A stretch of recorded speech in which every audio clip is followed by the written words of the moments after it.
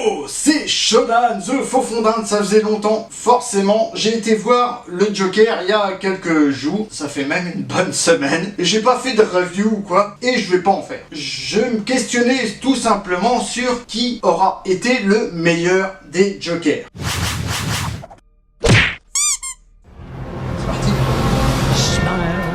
Le Joker, pour info, c'est une création avec une bonne inspiration française. Je m'explique. C'est vrai que ouais, ça y est, il est chauvin le mec, le Joker c'est pas du tout français. Non, bon. Victor Hugo, qui en 1869 a sorti son roman philosophique L'homme qui rit, à moitié dans son lit. Donc Paul Lény, un réalisateur, en a fait un film avec Conrad Veidt dans le rôle de l'homme qui rit, avec un visage assez expressif, hein, et Bob Kane et Jerry Robinson et Bill Finger. Enfin, en gros, Bob Kane et Jerry, ils se disputent la création du Joker, mais bon, bref, un de ceux-là, ou les trois, en 1940, ont créé le Joker. J'aurais pu me maquiller, hein, histoire d'eux, mais la flemme, j'ai pas encore assez de cheveux non plus. Bref, donc là, on va parler du Joker, mais pas forcément du comics, hein, malgré que je vais m'appuyer sur la Bible, hein.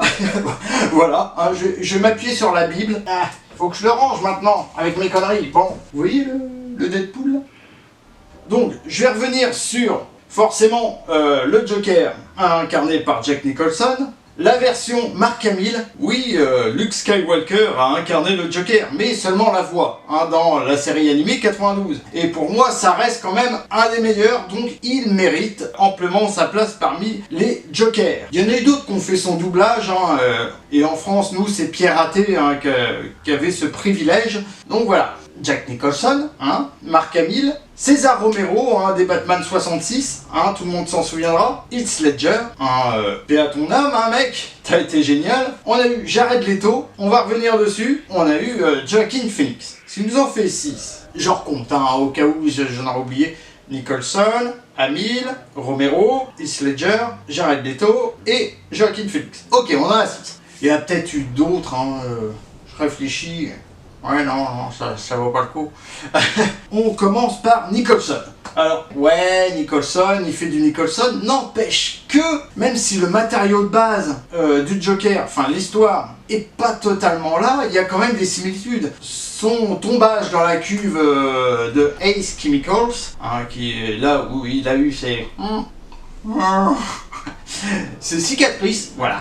Bon. Non, Jack Nicholson a fait un très bon Joker, et d'ailleurs ça a été pendant des années mon préféré, ça c'est évident. On passe au deuxième, Mark Hamill. Mark Hamill, une voix phénoménale, hein, un rire reconnaissable entre mille et une version du Joker plutôt très cool. Mais ça reste un animé. Ça, voilà, il y a des défauts dans chaque. Hein. Jack Nicholson, il fait surtout du Nicholson, et Tim Burton n'a pas été le meilleur pour retranscrire un Batman, si on se base sur les comics, mais ça reste cool, surtout pour l'époque. Donc j'en étais à Mark Hamill, du coup j'ai digressé un peu, je risque de digresser beaucoup d'ailleurs. Grèce, Mark Hamill, c'est un animé, même s'il est super cool, super classe, bref, passons. César Romero, bah ça c'est une autre époque. Haut en couleur, hein, il nous a fait un Joker haut en couleur, totalement fun et totalement barré comme l'était cette série à l'époque. Un Batman 66, on a eu des pows, des pafs, des booms, des ouais.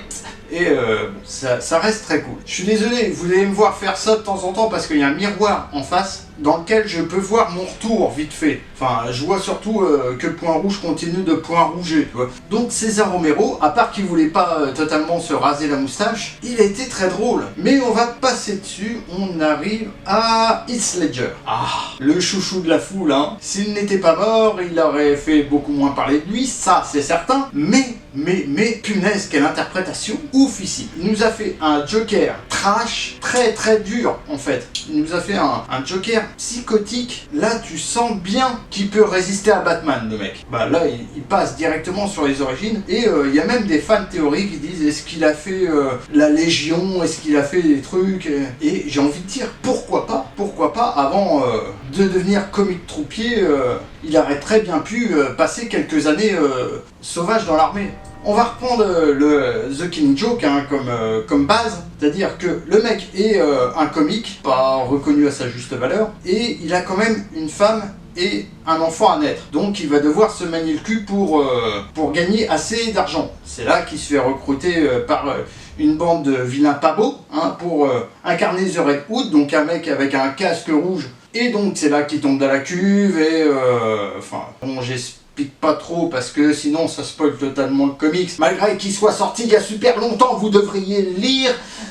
Bon, chose qui n'a pas été respectée dans le dernier film avec Joaquin Phoenix, mais ça j'y reviendrai. On arrive à celui qui a été bâché par tout le monde, Jared Leto. Jared Leto, le cas Jared Leto, Jared Leto aurait pu faire du très bon travail. Déjà parce que c'est un excellent acteur, mais pour moi Suicide Squad a été un peu fait à l'arrache. Les méchants étaient pas assez méchants.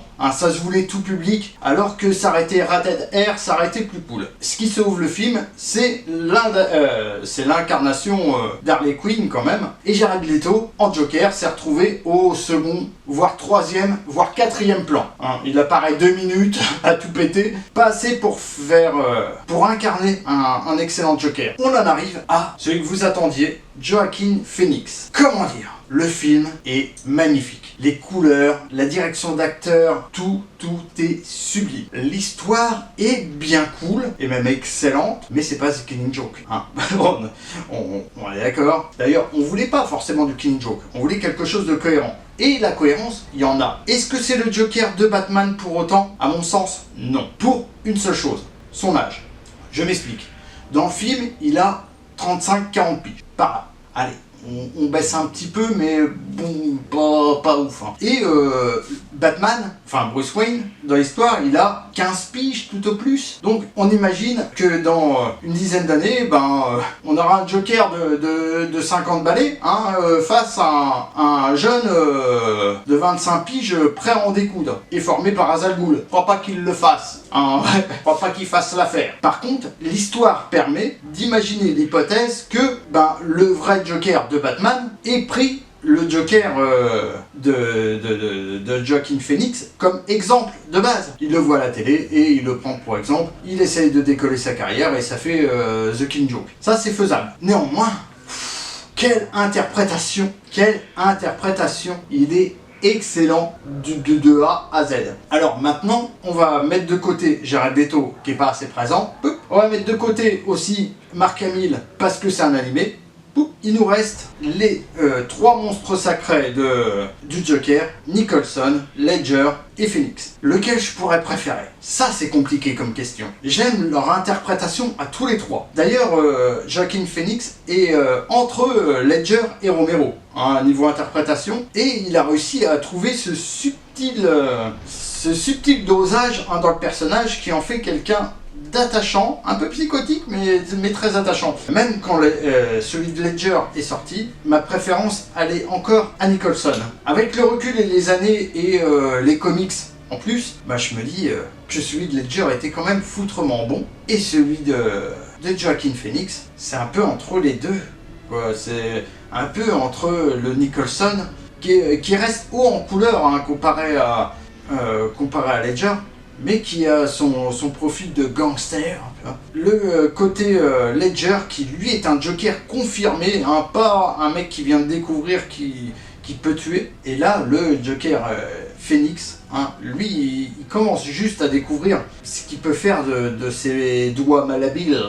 Et donc je crois que c'est celui-là que je préfère. J'aime la découverte du personnage, j'aime tout son côté. Bon, en même temps la photo du film est juste à tomber, donc voilà, mon regard est un peu biaisé, mais punaise, ce Joker est cool, ce Joker est classe. Tu regardes le personnage, tu te dis putain, il a la classe quand même. J'ai pas fait mon Link the Sun à dire c'est celui qui vous parle le plus, qui serait le meilleur Joker à vos yeux. Manœuvre facile. Non, moi je vais prendre le parti pris de préférer celui de Joaquin Phoenix. Avec ex aequo derrière et très très proche derrière Nicholson et Ledger. Même si j'ai toujours ma préférence pour Nicholson, j'adore l'acteur, donc voilà. Mais Ledger reste quand même au panthéon des Jokers qui m'ont fait rêver, clairement. Ensuite, je vais mettre quand même Jared Leto. Non, je mets Mark Hamill d'abord. Marc Hamill toujours. Hein. Marc Hamill, je t'aime. Marc Hamill, épouse-moi. Non, je déconne. Mais on va dire Joaquin Phoenix, les deux en dessous avec Ledger et Nicholson. Ensuite, Marc Hamill. Ensuite, Jared Leto, qui aurait pu faire un merveilleux taf si les prods n'auraient pas fait n'importe quoi. Et les scénaristes et autres, hein, je sais pas qui a pris les décisions finales sur le film. Et ensuite, on va mettre César Romero, qui est cool pour l'époque, hein, mais 1966 c'est loin et on en a fait tellement quelque chose d'autre de ce personnage. Voilà, ce sera tout pour moi, je pense que cette vidéo va être super longue, hein. Il va falloir que je découpe là-dedans. Allez, c'était Shodan, qui aura pas des masses bougées, hein, parce que j'ai un cadre qui va de là à là. Allez, tchuss!